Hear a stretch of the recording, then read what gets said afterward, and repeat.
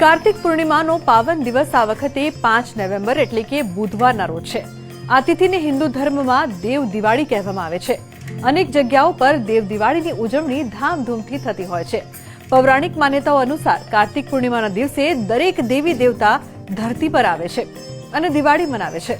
આ પવિત્ર પૂર્ણિમા તિથિ વિશેષ રીતે ધન અને ઐશ્વર્યની દેવી માતા લક્ષ્મીને સમર્પિત હોય છે।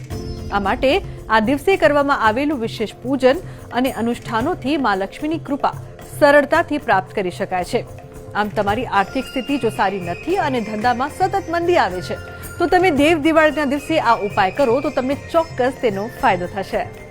કાર્તિક પૂર્ણિમા ધનની દેવી મા લક્ષ્મીને પ્રાપ્ત કરવા માટેનો શુભ અવસર માનવામાં આવે છે। માનવામાં આવે છે કે કાર્તિક પૂર્ણિમાના દિવસે તમે આ ઉપાય કરો છો તો આર્થિક સ્થિતિ મજબૂત થાય છે। કનકધારા સ્ત્રોતનો પાઠ કરો।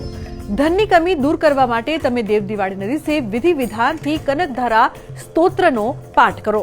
પાઠ કરતી વખતે ખાસ કરીને આસોપાલવના ઝાડના મૂળને ગંગાજળથી ધોઈને શુદ્ધ કરી દો। પછી આને તમારી તિજોરી તેમજ તમે જે જગ્યાએ પૈસા મૂકો છો ત્યાં મૂકી દો। માનવામાં આવે છે કે આમ કરવાથી શીઘ્ર જ ધન પ્રાપ્તિના માર્ગ ખુલે છે અને ક્યારેય તિજોરી ખાલી નથી રહેતી। ખાંડ અને અગરબત્તીનો ટોટકો। ધન સંબંધિત મનોકામના પૂર્ણ કરવા માટે આ નાનકડો ચમત્કારિક ઉપાય કરો। આ માટે થોડી ખાંડ લો, એની ઉપર અગરબત્તીને 7 વાર વિપરીત દિશામાં ફેરવો। પછી આ પાવડરને તમારા પર્સમાં મૂકી દો। આ પાવડરને તમે તિજોરીમાં પણ મૂકી શકો છો। આ ઉપાય કરવાથી ધન આકર્ષિત કરવામાં મદદ મળે છે। આ ઉપાય તમે સરળતાથી ઘરે કરી શકો છો। કોથમીર અને સિક્કાનો આ ઉપાય કરો। વાસ્તુશાસ્ત્ર અનુસાર કાર્તિકા પૂર્ણિમાના દિવસે કોથમીરના બીજ માટીમાં નાખો। ત્યારબાદ 1 રૂપિયાનો સિક્કો એક નાના વાસણમાં લઈને માટીમાં દાબી દો। ત્યારબાદ આમાં થોડું પાણી નાખીને ઘરની ઉત્તર દિશામાં મૂકી દો। આ બીજ અંકુરિત થઈ જાય એટલે ભોજનમાં ઉપયોગમાં લો। માનવામાં આવે છે કે આ ઉપાય કરવાથી ધન લાભ અને બરકત થાય છે।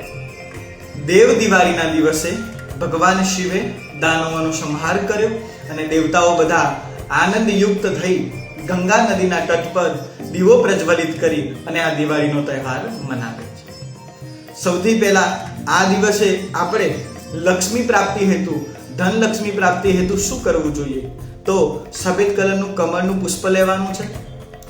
શંખની અંદર જલ ભરી અને કમળના પુષ્પ ઉપર રાખી ગંગાજળ, કંકુ અને ચોખા અર્પણ કરી ઓમ શ્રીમ ક્લીમ મહાલક્ષ્મી નમઃ આ મંત્રના 108 વખત જપ કરી અને માતાજીની પૂજા કરશો તો અવશ્ય ધન પ્રવાહ તમારા ઘરે વધારે બનશે। બીજો પ્રયોગ સરળ છે। તો તુલસી અને તિજોરી જ્યાં ધન આપણે રાખીએ છીએ એની પાસે ગાયના ઘીનો દીવો પ્રજ્વલિત કરવાનો છે અને કનકધારા સ્તોત્ર અથવા તો શ્રી સુક્તમ સ્તોત્રનો પાઠ કરવાનો છે। આ થકી પણ લક્ષ્મીજીની કૃપા આપણા ઘરે વિશેષ રહે છે। અને ત્રીજો ઉપાય એ છે કે લક્ષ્મીજીને પ્રિય છે 7 સફેદ કલરની કોળી લેવાની છે। એક નાનો ચાંદીનો સિક્કો લેવાનો છે। આ તમારે જે પૂજા કરો છો એ મંદિરમાં લક્ષ્મીજીની પૂજામાં અભિષેકમાં મૂકવાનો છે અને પૂજા પત્યા બાદ એક લાલ કલરના વસ્ત્રમાં લઈ અને પેકિંગ કરી અને તમે જ્યાં ધન રાખો છો જો ત્યાં મૂકવામાં આવે તો અવશ્ય ધન લક્ષ્મીની, આરોગ્ય લક્ષ્મીની પ્રાપ્તિ થાય છે। તો આજના અમારા આ અહેવાલમાં બસ આટલું। ફરી મળીશું એક નવી અને મહત્વપૂર્ણ જાણકારીની સાથે, પરંતુ આ વિડીયોને આપ ખાસ લાઈક કરજો અને વધુમાં વધુ શેર પણ કરજો। નમસ્કાર।